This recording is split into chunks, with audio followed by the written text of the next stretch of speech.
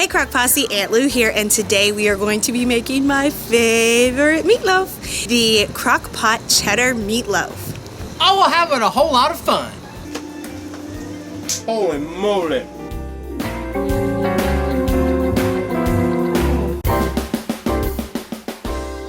Hi, welcome back to another edition of Cooking Chris's Dishes with the good old boy. And Aunt Lou. And we are cooking another dish straight from recipes.crock.com, our boss's beautiful website. And today we're going to be making my favorite meatloaf, Crock Pot Cheddar Meatloaf. Evidently you have to sing when you make this because it's just that good. It is. So this is your favorite meatloaf. Why?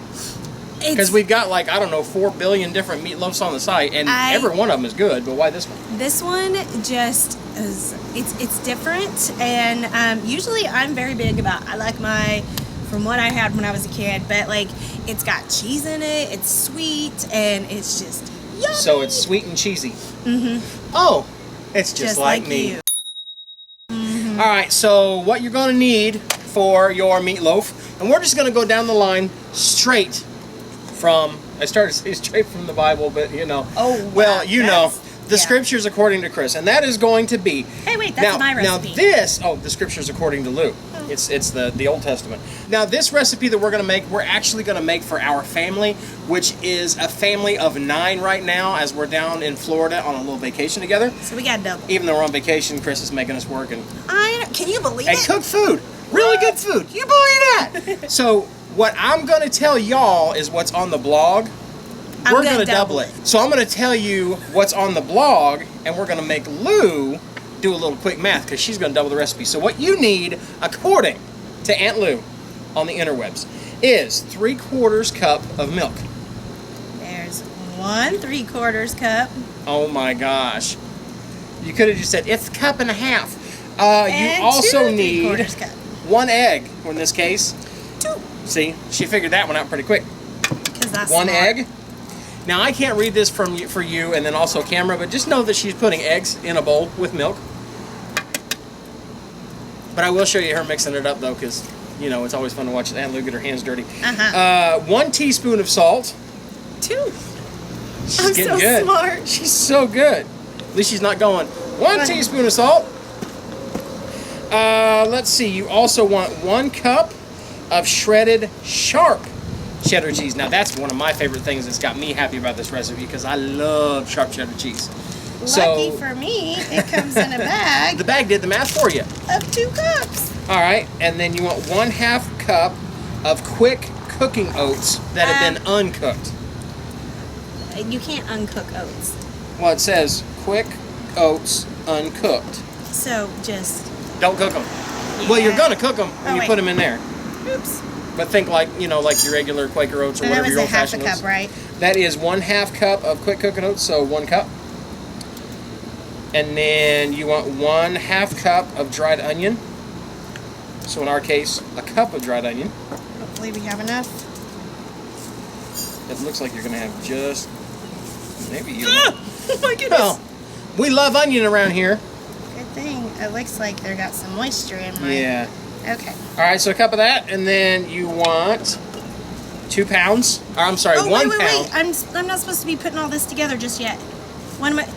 Tell me what to do, Mikey. Your milk, your egg, and your salt in a large bowl. Well, and mixed it together. See, this is where we have non-perfection. And so we're just going to do this with the cheese. Let's tell you what you're supposed to do. You're supposed to grease your slow cooker, place your milk and your egg and your salt in a large bowl, and then whisk until you've got it blended.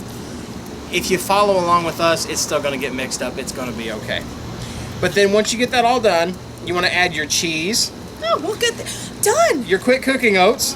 Done. Your dried onions. Done. And then your ground beef. So she's got that mixed up. Toss both of your ground beef.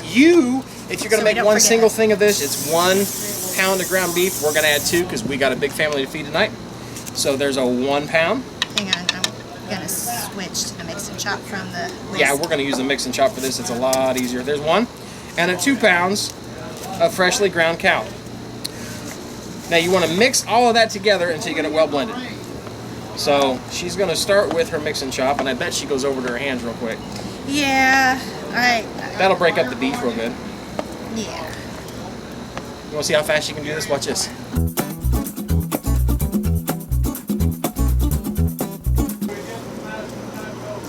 Neighbors waving.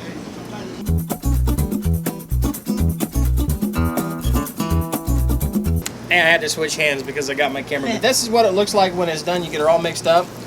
You got all those oats and that cheese and all the spices and everything mixed in there. Everything mixed together. Looks really good. So now all you want to do is form that into a loaf in your slow cooker. We are using our crock pot casserole crock. We've had a lot of luck with the casserole crock when it comes to meatloaves. I don't think this was going to be any different.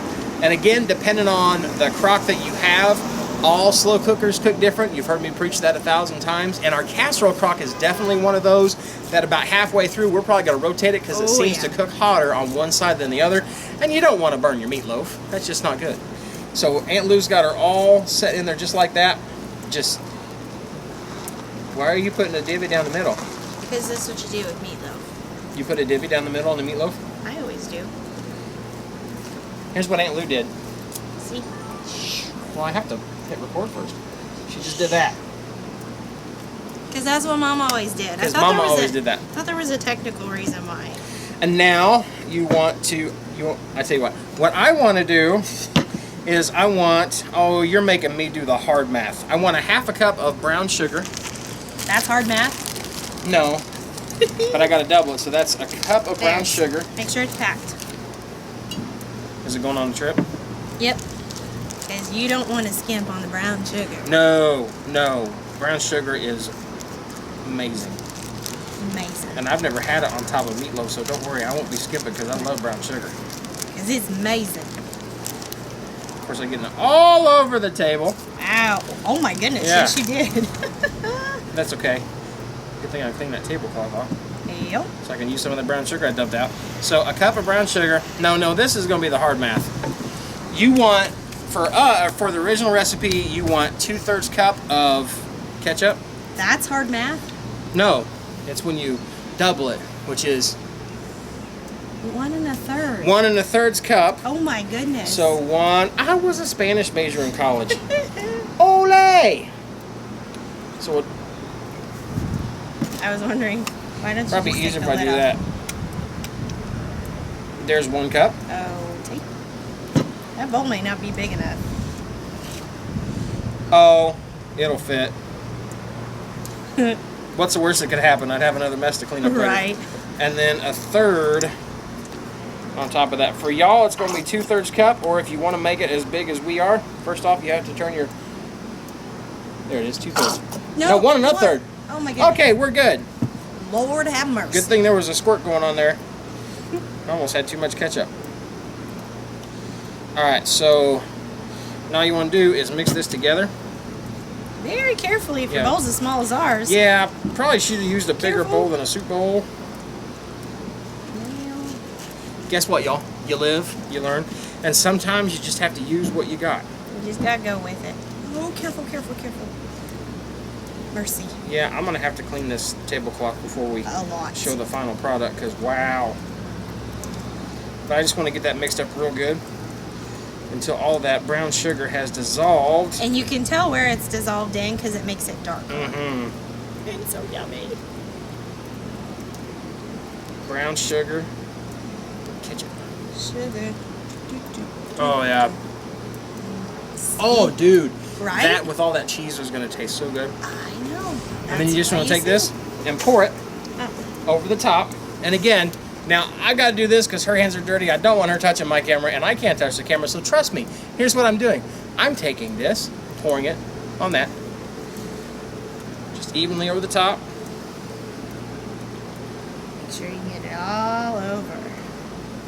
Because it's so yummy. Yeah, you don't want to skimp on any sides there, which I'll slather that here in just a minute. Oh yeah, it's almost gonna taste like a barbecue meatloaf. That's what I was thinking about the sauce. With the cheddar and the. Oh yeah. Yummy, yummy. I still got brown sugar all over my hands, but I'll clean up that camera later. I'll show you what this looks like. When you get done, if you're making a double batch, it's gonna look just Something like this. Just completely covered in that sauce that we made with the brown sugar and the ketchup. And you can just kind of see that meatloaf peeking through. But now what we want to do is we want to set this on low for 4 to 6 hours or high for 2 to 3, and then we come back, we're going to show you just how good it tastes. On the inside of your meatloaf, it gets cooked to an internal temperature of 160 degrees. Very good. Once you've got that and your meatloaf is done and you're good to go, and we're going to show you that in 3, 2, 1.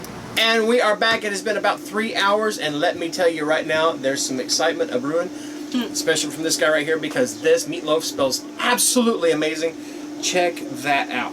Now, that sauce is a bubbly, and that's all you can really see right now is that sauce on top, but I am betting that meat underneath is just as delicious. Yeah, if you would, go ahead and cut into that. And we shall show the Crock Posse the prettiness of this meatloaf. You're going to want to use a lean ground beef for this, because even with the lean, there's still a lot of extra juices. So if you were to use like a 80-20 mixture, then it's going to have a lot of extra stuff. So let me see that. Check that out right there. You can see the cheese down there. It's yummy. Literally, my mouth is watering where I can't talk. I am so excited to try this out. Lou, this is probably going to be one of my favorites. I can tell you right now, because I love anything with like a barbecue sauce on it. What happened? There's something on my fork. There's something on that fork. Let's get a different one. It's alright. It's gone now. It was like a feather. So it's gone. Well, that was from that rare chicken we ate. You like it fresh.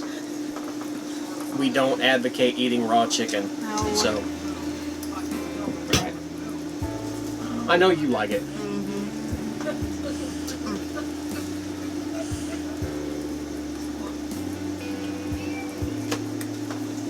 Holy moly! I knew it. Lou! Why did I have to wait this long to eat that? Holy moly, y'all. Oh my gosh. Now, do you understand why I say it's my favorite meatloaf? So, the onion is prominent in there because we used a lot of onion. It's a half cup for one serving or one recipe. We used a full cup. That's a lot of onion. Don't not do that. Do that, because it makes it a very powerful meatloaf. But then when you throw that brown sugar and that ketchup on top of it, and the cheese is actually kind of subtle, even though there's 2 cups in there. Yeah, it's there. But it's just yummy. Oh my gosh. Oh my gosh. You're welcome. This is a professional right here. You're a professional meatloaf maker. Yep. Oh my goodness. Dude, look, excuse me. Could you move over there for just a minute? I have to go talk to these people. Good, that means I get to eat. Y'all, you need to listen to me right now. Make that meatloaf. That is seriously good meatloaf. Oh my gosh. You know how good it is? I don't want to talk to y'all anymore. I'm going to go back and eat more meatloaf. Oh, too bad. So, while she bogarts the meatloaf, I want to say thank y'all for watching another episode of Cooking Chris's Dishes. If you like what you saw, and trust me, if you make that, you're going to like what you see it. Give us a thumbs up down below. Also, if you haven't become a member of the Crock Posse, click that little subscribe button down below, and you will become a member of the growing family that we call the Crock Posse. Also, that little bell next to it that we call the ding-a-ling. Make sure that you click that thing, and it will tell you when we put up a new video for you, and we put them up quite often. And whatever you do, laugh often. Eat good food. And speak life. Bye. It's a party one. It's a party one. Hold that in your mouth so that there's less noise. Oh my gosh. Would you clap your hands really loud, please? Enough. What? Are you ready? You ready? Uh-huh. Hey, Crock. Can't work in these conditions. If you want to see the latest, click on the left right here. If you feel like subscribing, click on the right, my dear. And if you think we're funny enough to send us money, click the page